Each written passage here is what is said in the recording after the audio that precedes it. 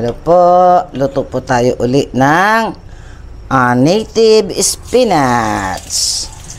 Kasi guys, hindi ko maiwasan na pag may dumaan na dyan sa tapat namin, mga katutubo na naglalako galing sa bundok. Hindi ko maiwasan hindi bumili. Napapabili ako, pero okay naman at alam kong healthy naman to.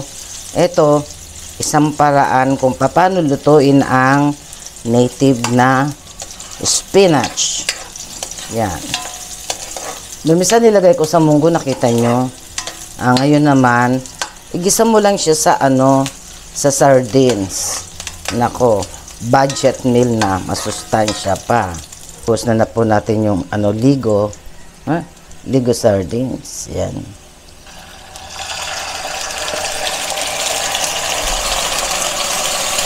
Talsik-talsik. Yan natin ng konting asin. Isa po. Spinach. Yan. Sariwan-sariwa po yan, no? Yung ibang tangkay niya, sinama ko na. Kasi, sariwa naman. Yan. Tapos, sabawan po natin siya ng konti lang po.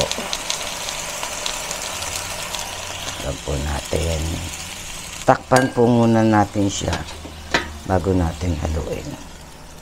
Yan, kumulo na po, haluin natin para ipailalim natin yung hindi na ng sabaw sa ibabaw. Yan. Tikman natin.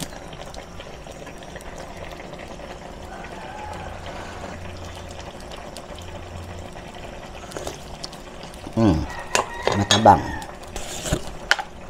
Dagdagan natin ng asin. Yan. Lagyan natin ng konting pampasarap. Yan, konti lang po. Yan. Tikman natin uli nga. Kasi luto na yan.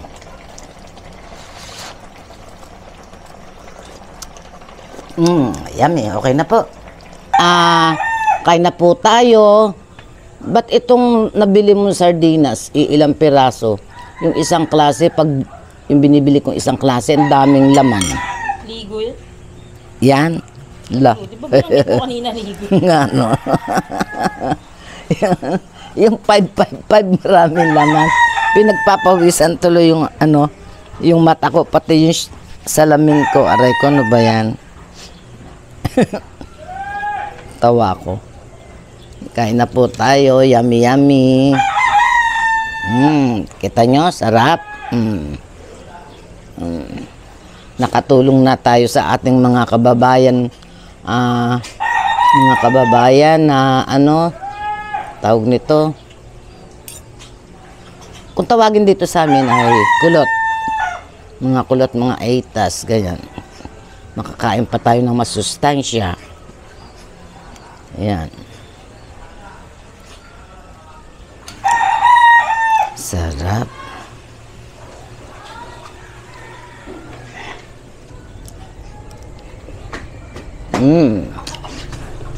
Sarap.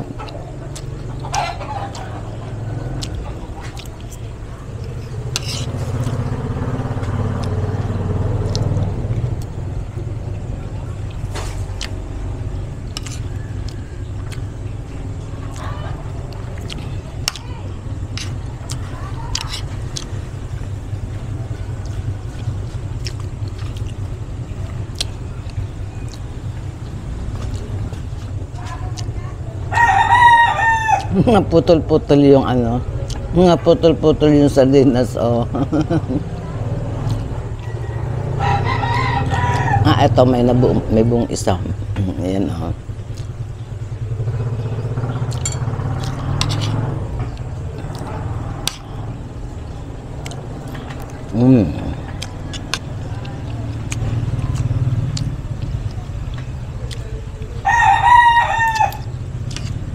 Kahapon ho, Saturday, nagkaroon kami ng bonding na magkakapatid.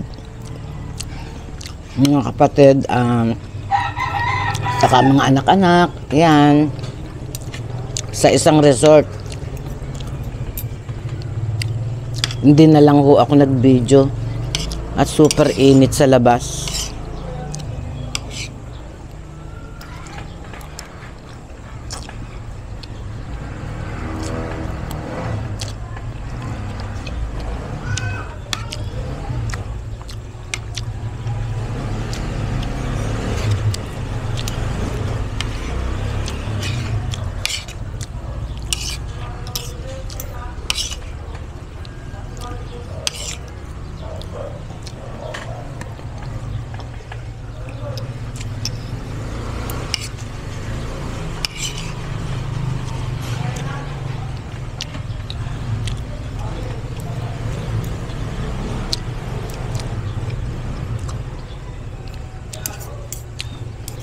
Nag-enjoy mga bata, pati si Sanya. Enjoy na enjoy eh.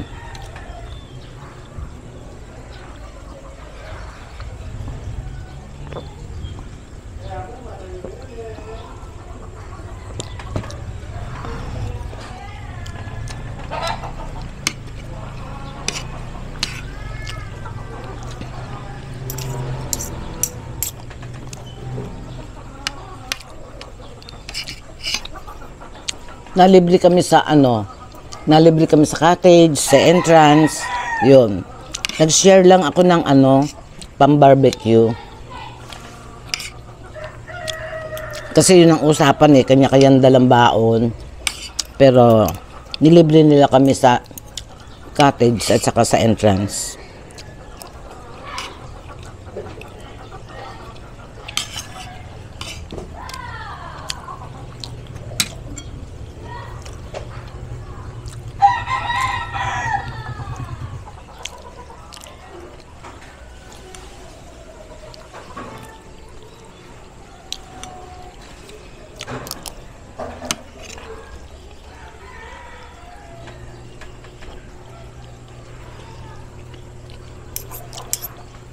Sarap. Try nyo po yung ganitong luto. Panigurado ako, mamimiss ninyo. Magugustuhan at mamimiss nyo paulit-ulit. Kaya lang, doon sa OFW, walang ganito yata dyan eh. Ano bang part ng Asia yung may mga pagkaing gulay na katulad nung sa atin sa Pilipinas? Pero wala yatang ganito, yung native spinach, yung may tinik baga. May tinik.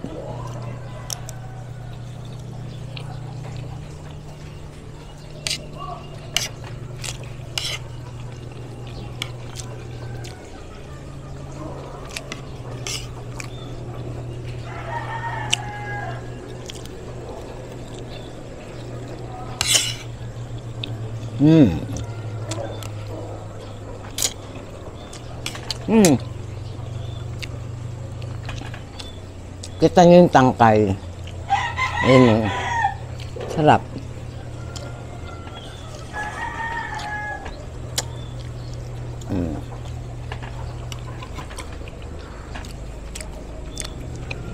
Yung tangkay niyan, basta may part na malambot siya, na pwede pa.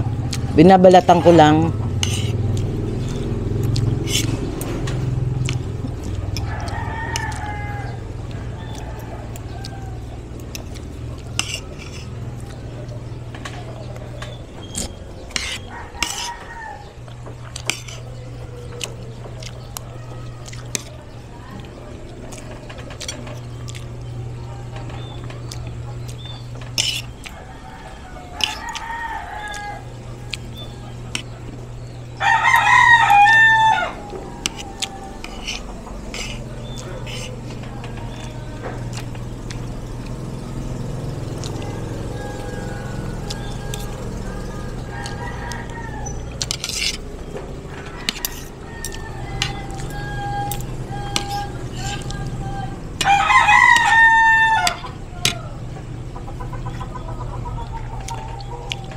May naglalako na naman.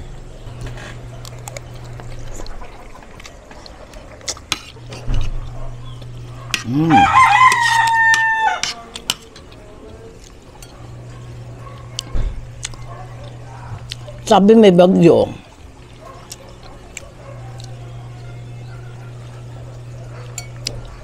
Pero ang init pa rin.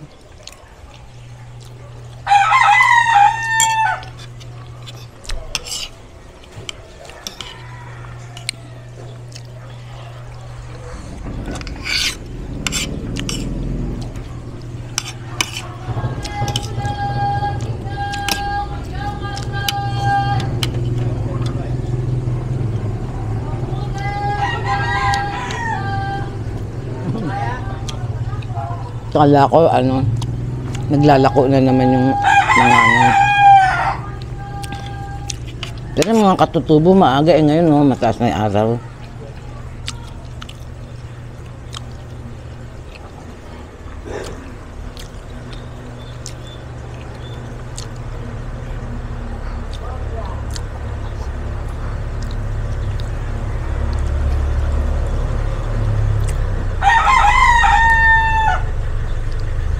Ang init. Grabe. Talagang palagay ko mga 1 linggo pa mamamayat na ako nito.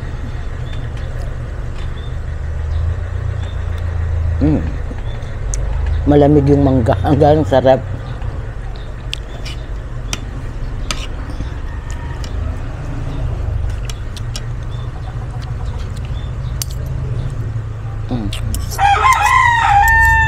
Minsan po,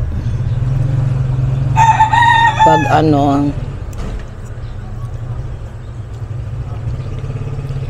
pag napansin nyo na, pag nagkakamay ako at para nandidiri sa kinakain ko sa paghawak, ibig pong sabihin nun, mainit.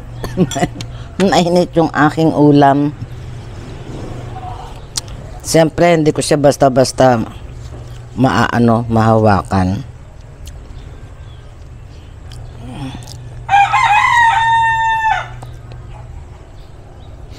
Init.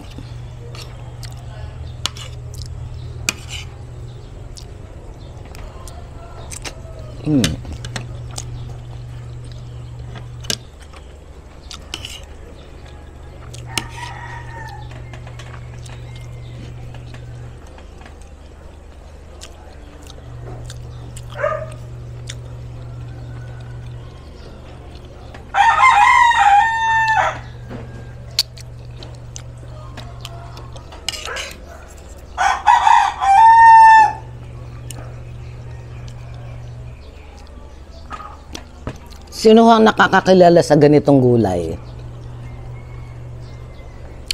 Ano siya? May tinik.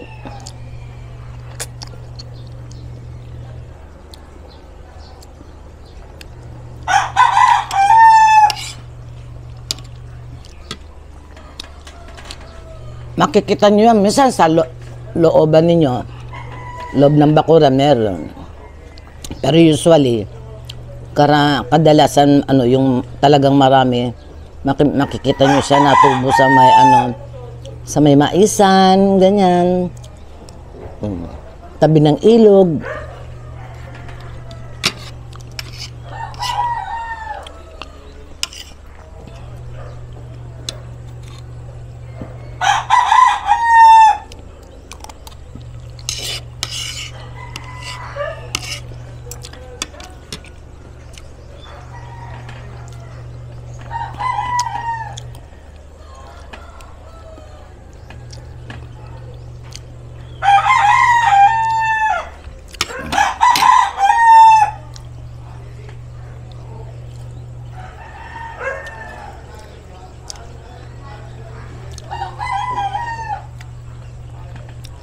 Yan, okay po guys.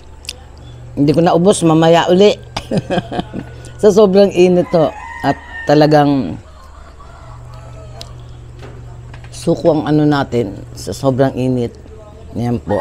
Hanggang dito na lamang at lubos ako nagpapasalamat sa mga sumusubaybay sa aking channel. At sana po, dun po sa hindi pa po nakakapag-subscribe na po kayo. Ayan. Tapos, Dun po sa mga viewers, please po, don't skip ads po. Yun lang. Bye-bye po. God bless us all po. I love you all. Wow.